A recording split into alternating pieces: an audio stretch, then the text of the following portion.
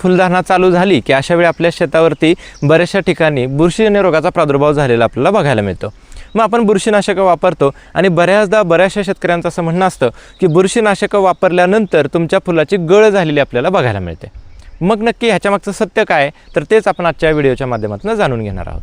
तर फुलधारणेच्या अवस्थेमध्ये आपल्या पिकावरती येणारे, पानांवरती येणारे बुरशीजन्य रोग असतील किंवा पाकळी कूज असेल, अशा बऱ्याचशा ठिकाणी आपल्याला बुरशीचा प्रादुर्भाव झालेला दिसतो।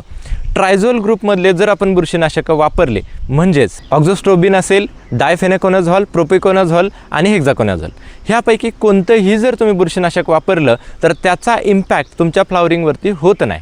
का होत नसेल तर त्याच्यामागं कारण आहे। कारण ही जी बुरशीनाशकं आहेत तर ही बुरशीच्या वेगवेगळ्या अवस्थांवरती, जसं तुमचा बुरशीचा बीजाणू असेल, त्याचं वेगवेगळ्या अवस्था असतील, तर ह्या सगळ्या अवस्थांवरती काम करतात आणि बुरशीला मारतात। परंतु ह्यामध्ये असा कोणताही घटक नाही आहे जो फ्युमिगेशन ॲक्शन क्रिएट करेल की ज्यामुळं तुमच्या फुलामधला पोलन ग्रेन हा ड्राय होईल किंवा तुमचा स्टिग्मा ड्राय होईल आणि पोलन ग्रेन तुमचा कुठंतरी व्हायबल राहणार नाही।